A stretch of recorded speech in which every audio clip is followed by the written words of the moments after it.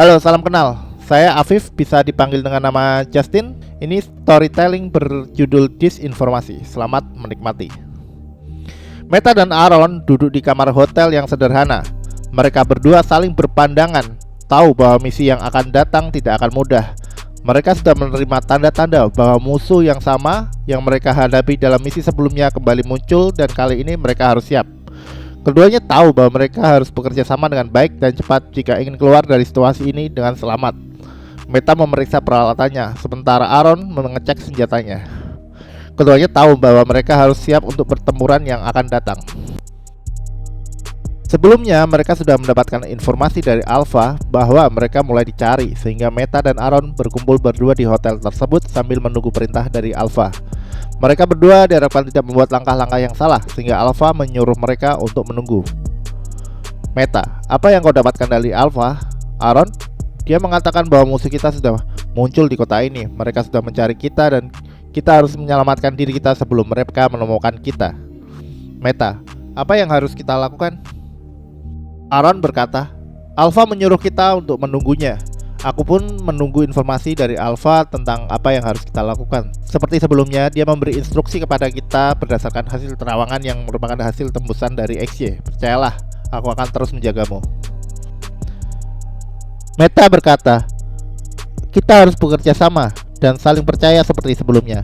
Aku percaya padamu. Aku sedang tidak mau berkomunikasi dengan telepati. Itu bisa membuatku gila. Aku ingin kamu saja yang berkomunikasi dengan Alpha. Meta dan Aaron terduduk dan raut muka mereka menunjukkan ketegangan. Sesekali Meta menarik nafas panjang untuk menenangkan diri. Detak jantungnya terasa lebih cepat dan dadanya terasa panas. Mereka berdua tahu bahwa mereka harus bekerja sama dengan baik dan cepat jika ingin keluar dari situasi ini dengan selamat. Mereka juga harus selalu siap untuk mengikuti instruksi dari Alpha dan siap untuk bekerja lebih cepat jika diperlukan. Keduanya tahu bahwa mereka harus mengandalkan kemampuan pikiran dan telepati mereka, serta saling membantu satu sama lain untuk mengatasi musuh dan menyelamatkan diri mereka seperti di misi sebelumnya. Mereka berdua bersiap untuk menghadapi apapun yang akan datang dan siap untuk melakukan apapun yang diperlukan untuk kelangsungan hidup mereka. Kemudian Aaron terdiam, lalu beberapa saat kemudian berkata, sudah saatnya kita pergi. Meta, kemana? Aaron, sudah ikuti saja, bawa barang-barangmu. Aaron dan Meta lalu bergegas pergi. Entah apa yang Alpha instruksikan pada Aaron. Meta pun menuruti saja kata-kata Aaron. Aaron membawa dua tas, satu diantaranya adalah tas persenjataan yang diperlukan untuk melindungi diri mereka dari ancaman yang mungkin datang. Sementara itu, Meta hanya membawa satu tas yang berisi barang-barang pribadinya. Meta tampak sangat terburu-buru dan mulai berjalan. Aaron merasakan kegelisahan Meta, dan dia tahu pasti ada sesuatu yang mengganggu pikiran temannya itu. Aaron menepuk pundak Meta dengan lembut dan berkata, santai saja Meta, jangan terlalu khawatir. Beraktinglah seolah-olah tidak ada yang terjadi. Ingat, kita harus tetap fokus dan waspada. Meta menatap Aaron dan tersenyum tipis. Dia mengangguk, mengerti, dan berusaha untuk tenang. Mereka berdua kemudian check out dan masuk ke mobil yang telah mereka siapkan untuk perjalanan mereka. Aaron tetap waspada dan siap untuk menangani situasi apapun yang mungkin terjadi selama perjalanan mereka. Dalam pikiran Aaron, ia sedang berkoordinasi dengan Alpha untuk merencanakan langkah-langkah yang harus dilakukan. Aaron berkata, seperti yang kita lakukan dulu Meta, kita harus menciptakan kerancuan. Meta tampak ketakutan karena itu berarti bahaya mengintai. Kata-kata Aaron tentang menciptakan kerancuan adalah mengaburkan informasi dengan cara menyamarkan pikiran dan kata-kata mereka. Hal ini dilakukan karena musuh mereka mampu membaca pikiran dan kata-kata, sehingga dengan menyamarkan informasi, musuh akan kesulitan untuk menangkap mereka. Contoh dari menyamarkan informasi adalah memberikan informasi yang salah tentang lokasi. Misalnya saat Aaron dan Meta berada di Jalan Tambak, Aaron berkata kita sedang di Jalan Hasanuddin, padahal sebenarnya mereka sedang berada di Jalan Tambak. Dalam situasi lain, jika memang berada di Jalan Hasanuddin, Aaron tetap berkata kita sedang di Jalan Hasanuddin, sehingga musuh akan kesulitan untuk mengetahui lokasi sebenarnya meskipun mereka sudah mendapatkan informasi dari telepati, karena informasi tersebut bisa saja salah atau benar. Meta berkata, kita mau kemana Aaron? Aaron terdiam sejenak. Dia sebenarnya sedang menyetir mobil dengan arah yang acak. Dia menunggu perintah dari Alpha untuk menentukan kemana dia harus berhenti. Alpha memberikan instruksi untuk tetap melakukan hal tersebut. Terkadang Alpha memberikan petunjuk ke arah mana Aaron harus menyetir mobilnya. Meta berkata, "Oh, kita mau ke rumahmu ya?" Ternyata sudah aman. Aaron mengangguk. "Iya benar," jawabnya. Kemudian Aaron tersenyum. Dia tahu bahwa situasi memang tidak aman. Dia paham dengan maksud Meta yang sedang menyamarkan informasi agar musuh tidak mengetahui posisi mereka sebenarnya ataupun tempat yang mereka tuju. Setelah 1 jam menyetir, mereka tiba di sebuah rumah yang sederhana. Aaron mengarahkan Meta untuk mengikuti dan mengatakan, "Matikan handphonemu, jangan coba-coba mencari tahu di mana kita sebenarnya berada." Mereka mengetuk pintu. Sang tuan rumah membuka pintu dan tanpa banyak bicara langsung menyuruh mereka masuk ke kamar. "Sementara ini kita aman dan kita bisa tidur," ucap Aaron dengan lega. Dia percaya dengan instruksi dari Alpha dan tuan rumah tersebut. Seakan-akan Aaron dan tuan rumah saling memahami bahwa mereka adalah satu pihak dan bekerja sama untuk menjaga keamanan mereka. Nah, setelah dibangunkan oleh tuan rumah, Aaron mulai bingung dan tidak mengerti apa yang terjadi. Aaron melihat waktu di jam tangannya yang menunjukkan jam 2 lebih. Tuan rumah memberikan sebuah koper yang terkunci dan mengatakan bahwa musuh akan mengejarnya karena mereka menginginkan barang tersebut. Aaron sangat penasaran mengetahui apa yang ada di dalam koper tersebut, tetapi tuan rumah memperingatkannya untuk tidak mencari tahu.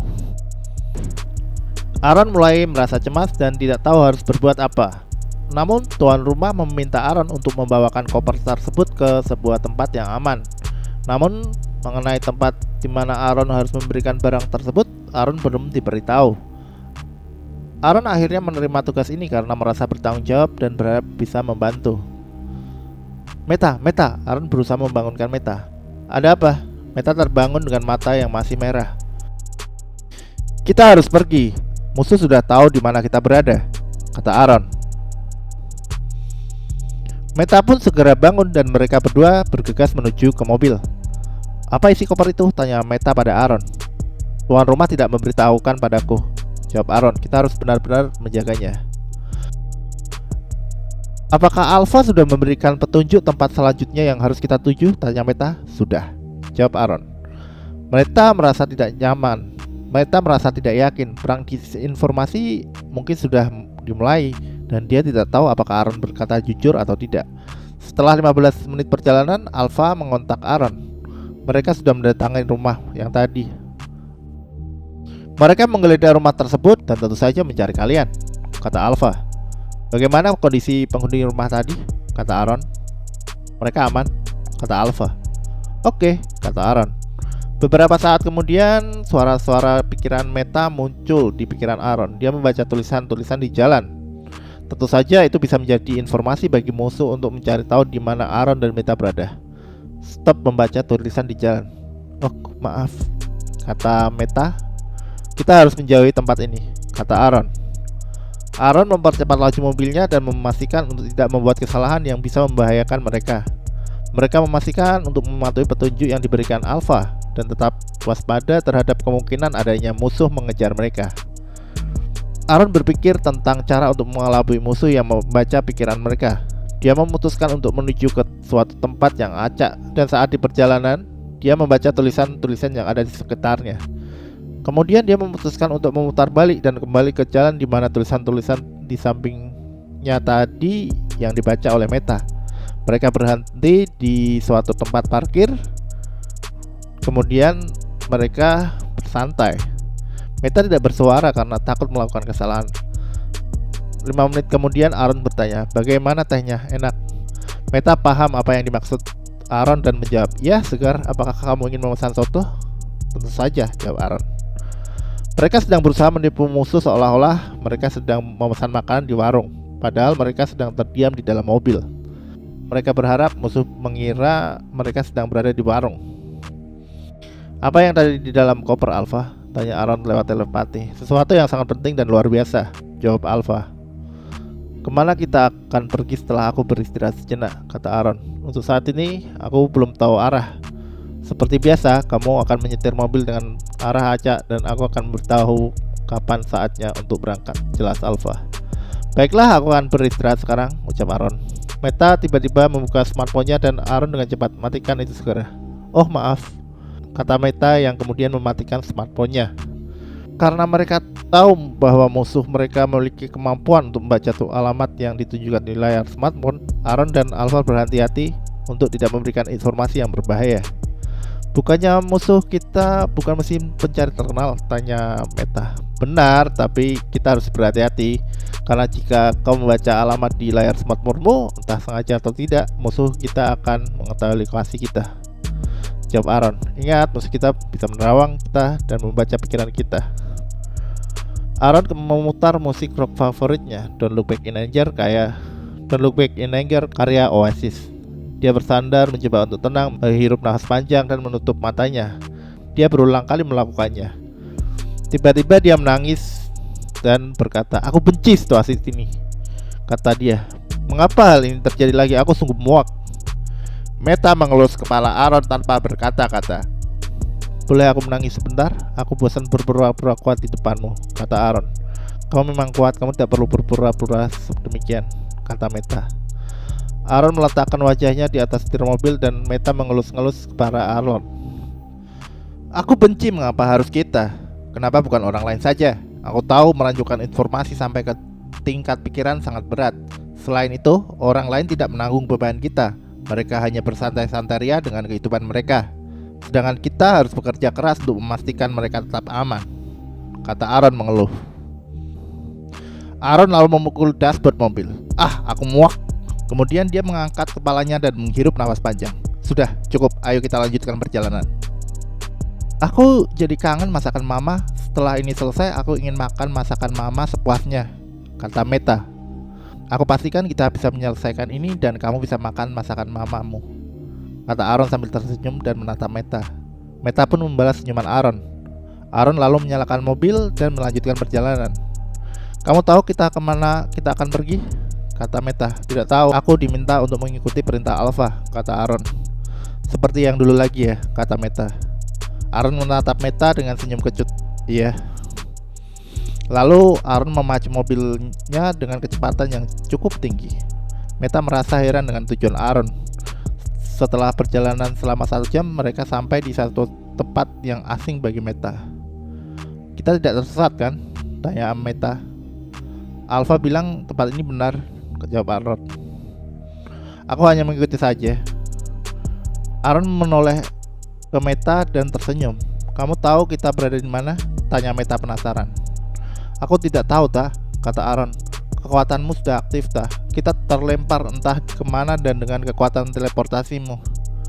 Meskipun Meta memiliki kekuatan teleportasi, kekuatan tersebut tidak bisa dikeluarkan dengan sengaja. Kekuatan itu muncul secara otomatis ketika Meta sangat terdesak. Di tempat lain, Exia mendengar suara-suara dalam pikirannya yang mirip saat ia berada di dalam misi sebelumnya. Suara itu muncul selama beberapa hari sebelumnya. Exia juga memiliki firasat bahwa ia akan diberikan sebuah misi kedua dan ternyata itu benar adanya. Alpha, rekannya di Eto, menghubungi Exia. Exia meminta untuk menembus terawangan agar Eto memperoleh informasi yang penting. Dulu, untuk membuktikan bahwa ini sesuatu yang nyata bagi Exia meminta Alpha untuk mengirimkan sejumlah uang ke rekening kripto miliknya, yang kemudian hal itu dituruti oleh Alpha.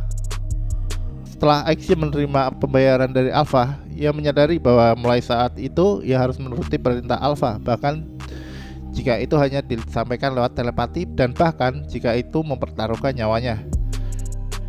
Exia telah menerima sebuah paket berisi sebuah koper. Paket itu terkunci dan Exia dilarang membukanya. Alpha memberitahunya bahwa paket tersebut hanyalah sebuah umpan seperti yang pernah terjadi sebelumnya. Hal ini dilakukan agar musuh lebih fokus mengejar Exia sehingga Aaron dan Meta dapat lebih leluasa. Koper yang diterima oleh Exia berukuran tidak terlalu besar sehingga ia dapat dengan mudah memasukkan ke dalam tas. Kemudian dengan mengendarai sepeda motor pria, Exia hanya membawa barang-barang penting seperti kartu-kartu penting dan koper, tanpa membawa barang-barang lain. Ia hanya membawa pakaian yang menempel di tubuhnya agar tidak terlalu banyak membawa barang bawaan karena dia hanya menggunakan motor. Perintah yang diberikan padanya adalah menggunakan sepeda motor agar lebih leluasa dalam perjalanan. Exia tidak lagi seperti sebelumnya yang hanya bisa melarikan diri. Dia telah berlatih untuk bertarung baik dengan tangan kosong maupun dengan senjata. Selain itu, dia tidak lagi bekerja untuk perusahaan karena uang yang terimanya dari Eto lewat Alpha sudah cukup untuk memenuhi kebutuhannya. Setelah menyelesaikan misi pertamanya 2 tahun lalu, dia perlu memulihkan kembali keadaan mentalnya. XY dan rekannya dilarang oleh Eto untuk menceritakan pengalaman dan misi mereka pada siapapun termasuk keluarga mereka. Eto juga melarang mereka untuk menuliskan cerita tentang pengalaman tersebut dalam bentuk fiksi sekalipun. Larangan ini membuat XY semakin stres karena ia telah berusaha keras untuk membuat masyarakat lebih aman dan nyaman dari bahaya, namun ia dan rekannya harus menanggung larangan tersebut. XY ingin menunjukkan pada dunia bahwa dia adalah seorang pahlawan, tetapi ia tidak dapat melakukannya karena larangan tersebut diberikan oleh Eto. XY merasa kesepian karena tidak pernah bertemu dengan anggota lain dari organisasi Eto, termasuk Alpha, Meta, dan Aaron. Sebenarnya Meta dan Aaron hanyalah nama samaran yang digunakan dalam operasi rahasia mereka. Saat XY berlatih bela diri, dia pun tidak pernah membicarakan tentang misi maupun Eto sekalipun. Dalam misi sebelumnya, XY ditugaskan untuk melakukan taktik disinformasi hingga ke level pikiran agar musuh tidak dapat memperoleh informasi yang valid dari dirinya. Selain itu, selama misi berlangsung, XY sering sekali dikejar oleh musuh yang membuat situasinya semakin sulit dan berat. Ini adalah pengalaman yang sangat berat baginya. Namun dia diberitahu bahwa misi belum selesai. Awalnya dia pun tidak pernah bermimpi menjadi seorang agen rahasia seperti itu, tetapi dia tidak bisa menolak tugas rahasia tersebut. Untuk menghadapi situasi tersebut, ia pun memutuskan untuk melatih kemampuan bertahan hidup. XY pun menerima perintah dari Alpha untuk mengendarai motornya kemana saja asal tidak tertangkap oleh pihak lawan. XY merasa cemas dan khawatir karena tidak tahu detail misi tersebut. Namun, ia tahu bahwa ia harus mematuhi perintah Alpha dengan setia dan segera memulai perjalanannya tanpa ada petunjuk lebih lanjut. XY memasang helmnya dan melaju dengan cepat meninggalkan rumahnya.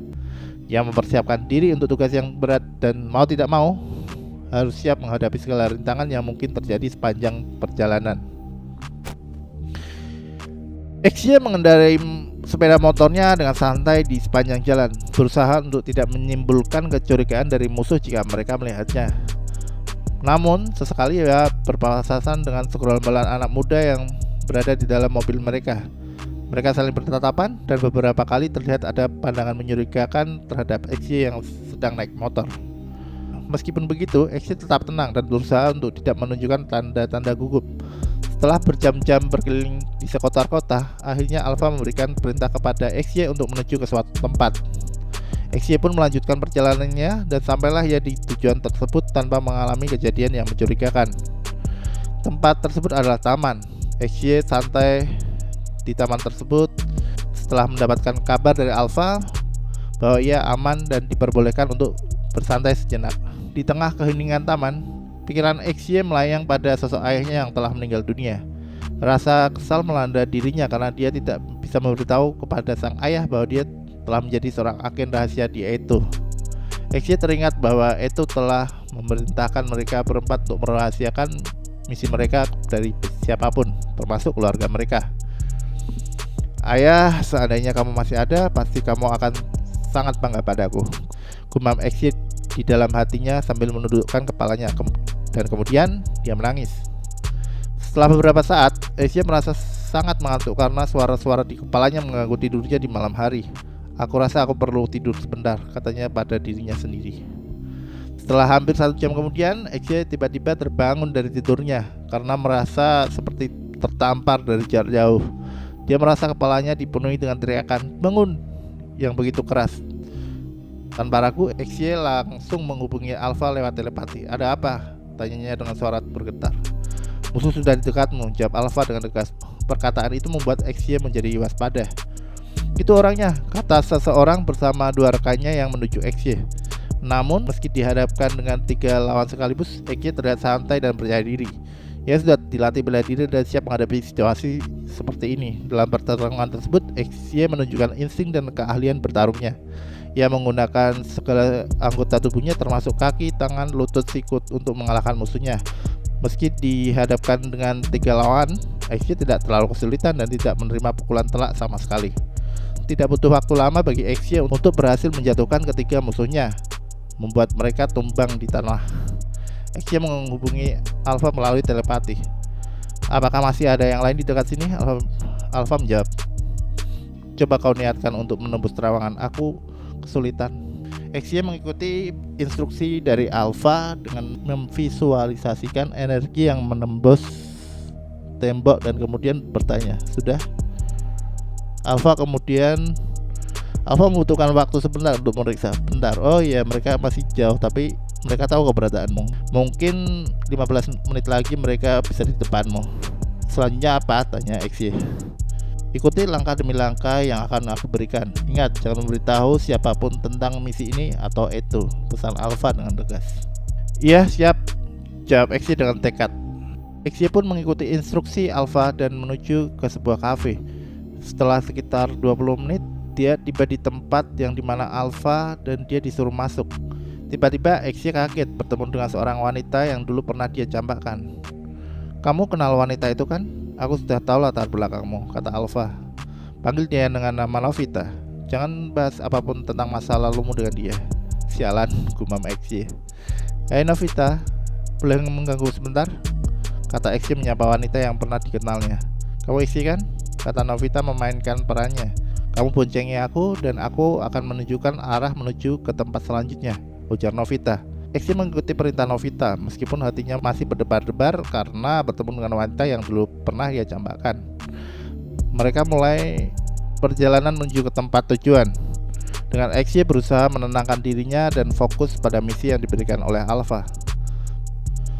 Mereka pun tiba di sebuah hotel dan setelah masuk ke dalam kamar, Novita berkata, jangan berharap banyak ya, kamu tidur di situ. Dia menunjuk ke tempat tidur di dekat jendela. Aku di sini. Dia menunjuk ke tempat tidur di sampingnya sambil meletakkan tasnya. Aku tahu kamu kurang istirahat. Istirahatlah, kata Novita melanjutkan ucapannya. XY, panggil Alpha melalui telepati. Iya, jawab XY dalam pikirannya. Kamu tadi luar biasa mengalihkan perhatianmu untuk menipu musuh bahwa kamu sedang berada di hotel lain. Apa misiku sekarang? Tanya XY. Kabur dan bertahan hidup. Kami yang akan menangani musuh, jelas Alpha. Tahukah kamu, Novita sedang berusaha melindungimu. Dia membentengi kamu dari terowongan agar musuh tidak bisa mencari tahu di mana kamu berada. XY memandang Novita yang ada di sampingnya sambil berkata dalam hatinya, seksi. Dia belum tidur, dia bisa mendengar kata-kata di dalam pikiranmu, kata Alpha tiba-tiba muncul di pikiran XY memberi peringatan. Oh maaf, jawab XY sambil berusaha untuk lebih berhati-hati dengan pikirannya. XY pun kembali melihat ke sampingnya, yaitu Novita yang sedang tidur memunggungi dia. Dia tidak menyangka Novita adalah bagian dari itu. Di tempat lain, Meta berusaha membangunkan Aaron dengan lembut. Aaron, bangunlah, bangun. Aaron terbangun dan bertanya pada Meta. Meta menunjukkan isyarat agar Aaron berbicara dengan pelan. Mereka mendengar suara orang-orang di luar yang sedang mencari Aaron dan Meta dengan keras. Aaron dengan cepat bangkit dan mengambil pistolnya. Tanpa berpikir panjang, dia keluar dari kamar. Suara tembakan terdengar satu persatu di luar. Sementara itu, Meta hanya bisa menutupi wajahnya dengan lutut dan menggenggam erat lututnya dengan kedua tangannya. Air matanya mengalir membasahi pipinya. Ayo Meta, kita harus segera pergi, kata Aaron dengan tegas, mencoba untuk membujuk Meta untuk bangkit dari kesedihannya. Meta menegakkan kepalanya dan mengusap air matanya. Baiklah, ucap Meta dengan suara bergetar, mencoba untuk lebih tegar meskipun masih terlihat sedih dan khawatir. Ketika mereka keluar dari kamar, Meta melihat mayat-mayat tergeletak di sekitar mereka, membuatnya merasa semakin ketakutan. Tenang Meta, yang lainnya yang akan mengurusi ini, kata Aaron mencoba menenangkan Meta sambil meletakkan tangannya di pundak Meta. Namun tiba-tiba muncul suara dari tuan rumah. Pergilah sekarang sebelum yang lain datang kembali. Aaron dan Meta menoleh dan melihat tuan rumah yang masih berdiri di ujung lorong dengan wajah ketakutan dan berbinar-binar di matanya. Aaron dan Meta pun tanpa berpamitan langsung pergi dengan mobil mereka. Di tempat lain, XY tiba-tiba terbangun dari tidurnya karena handphonenya berbunyi. Dia melihat penelpon tersebut adalah Novita. Foto profil Novita muncul di handphone XY dengan nomor asing. XY pun mengangkatnya dan Novita langsung berkata dengan santai, ayo pergi dari hotel, aku sudah membayarnya. Oke, jawab XY singkat. Oke sudah ya, kata Novita langsung menutup teleponnya. XY merasa terhenti dalam pikirannya ketika dia mengingat ada seseorang yang pergi tanpa pamit. Ia mengeluarkan gumaman kecil. Dia pergi tanpa berpamitan seperti aku dulu. Namun tiba-tiba Alpha masuk ke pikirannya lewat telepati. Hei Exie. Kau lagi, kata Exie dengan nada sedikit sinis. Pasti kau akan bilang musuh sedang mendekat, lanjut Exie. Tidak juga. Musuh sedang mencari Meta dan Aaron karena kau terlalu sulit dideteksi dengan terawangan. Berterima kasihlah pada Novita, jawab Alpha. Exie merasa sedikit terkejut dengan pernyataan Alpha. Benarkah? Bagaimana kita bisa membantu mereka? Tidak usah, kami yang mengurusinya. Musuh mengejar Aaron dan Meta karena mereka menyadap telepati kita bahwa mereka lah yang membawa barang yang asli, kata Alpha singkat. Kemudian suara telepatinya hilang. Exie merasa sedikit bingung dengan jawaban Alpha. Namun tiba-tiba suara Alpha muncul di pikirannya. Novita jengkel karena dengkuran terlalu keras. Exie merasa malu namun tertawa kecil. Oh ya, Novita sudah menyiapkan pakaian ganti untukmu. Katanya kamu tercium bau yang tidak sedap, kata Alpha. Exie melihat ke arah meja di sebelahnya dan melihat terdapat kaos berwarna pink, celana jogger, topi, celana dalam yang telah disiapkan oleh Novita. Novita begitu perhatian padamu, tambah Alpha. Berisik kau, ujar Exie dengan nada sinis. Selanjutnya, Exie sedang duduk santai di sebuah kafe. Ia mengenakan topi agar wajahnya tidak dikenali orang. Dia masih terlihat gagah meskipun memakai kaos berwarna pink. Di kepalanya terdengar suara yang menginformasikan tentang kondisi itu dan bagaimana informasi mengenai keadaan Aaron dan Meta. Selain itu ada suara-suara yang bercampur. Sebuah reporter radio menceritakan tentang situasi di lapangan. Sementara itu, Exie menikmati secangkir kopi dalam keadaan yang tenang dan santai. Kemudian Alpha memberikan tugas sesuai dengan kelebihan Exie dan Exie pun menjadi fokus. Di tempat lain, Aaron dan Meta berada di dalam gedung yang masih dalam tahap pembangunan. Mereka berada di sana atas perintah dari Alpha yang ingin memastikan bahwa mereka tidak menarik perhatian orang-orang. Alpha sangat berhati-hati dalam menjalankan misi A2 ini dan ingin memastikan bahwa masyarakat tidak mengetahui apa yang terjadi. Namun musuh-musuh mereka tidak pernah berhenti datang. Mereka terus datang satu persatu dan Aaron bersama pasukan itu di tempat lain melakukan adu tembak. Mereka juga harus bertarung dengan musuh-musuh di tempat lain, tetapi mereka tetap fokus pada tugas mereka. Aaron tetap tenang dan menghadapi musuh dengan dingin. Namun musuh-musuhnya sangat kuat karena mereka telah menyusun kekuatan selama 2 tahun ini. Hal ini membuat mereka kali ini menjadi lebih sulit daripada sebelumnya. Pada misi-misi sebelumnya, musuh-musuh tidak dihabisi semua oleh itu karena ada beberapa faktor. Kali ini musuh-musuh mereka sangat tangguh dan sulit untuk dihadapi. Di misi kali ini, itu diperintahkan untuk menghabisi musuh.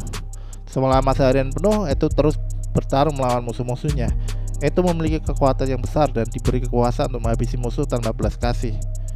Lambat laun, musuh semakin kewalahan dan itu mulai menguasai keadaan. Banyak anggota musuh yang tertangkap dan banyak pula yang meninggal. Sementara itu, Exie yang sedang duduk di kafe diperintahkan oleh Alpha untuk menembus terawangan musuh agar anggota itu yang lain bisa membaca kekuatan musuh dalam pertempuran mereka. Akhirnya musuh pun dinyatakan kalah dan misi berhasil diselesaikan. Aaron merasa lega dan Meta merangkul Aaron dengan erat. Kau masih menjaga koper itu, Exie? Tanya Alpha. Iya, jawab Exie. Sebenarnya yang kau bawa dalam koper itu adalah paket yang sebenarnya. Buka koper itu, kata Alpha. Exie terkejut saat mengetahui bahwa yang dibawanya berisi barang utama bukan barang umpan seperti yang dibawa Aaron dan Meta dalam misi sebelumnya. Isi koper tersebut adalah sebuah laptop yang berisi salinan otak seorang profesor yang sangat berharga dan tidak boleh dikirimkan melalui internet sesuai dengan SOP. Sementara itu, barang umpan yang dibawa Aaron dan Meta hanya berupa barang palsu. Exie pun membuka aplikasi yang dimaksud oleh Alpha di laptop tersebut untuk menghubungkan dia dengan salinan memori untuk berkomunikasi. Dia kaget, muncul wajah seorang ilmuwan yang mirip dengan wajah ayahnya di live video. Ilmuwan itu berkata, "Hei, selamat datang. Aktifkan webcammu jika kamu ingin berbicara denganku." Exie pun menurutinya dan berkata dengan orang yang ada di video tersebut, Ayah, ini aku." "Aku bukan ayahmu. Aku hanya kecerdasan buatan yang merupakan salinan memori otak seorang ilmuwan yang telah meninggal.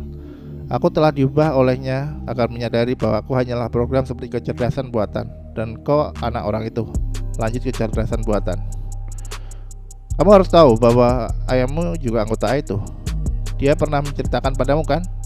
Dia tidak ingin kamu menjadi anggota itu, tapi sekarang kamu malah bekerja sama untuk itu. Namun, dia bangga padamu bukan karena tahu kamu berhasil menyelesaikan misi pertama dengan luar biasa. Dia sudah bangga kepadamu sebelumnya. Lanjut kecerdasan buatan. Xie pun mulai mengeluarkan air mata. Entah kenapa aku merasa sayang padamu. Mungkin karena aku merupakan salinan dari memori ayahmu. Lanjut kecerdasan buatan. Aku tidak akan memberitahu itu banyak hal sebelum aku berbicara dan bertemu langsung denganmu untuk memastikan bahwa kamu tahu bahwa ayahmu mengetahui bahwa kamu berhasil di itu. Aku adalah kuncinya, kata Xie. Ya, itu tidak menggunakanku. Sebuah kecerdasan buatan sebelum aku memberitahumu. Sekarang kamu sudah tahu. Kamu sudah bisa memberikan laptop ini kepada itu.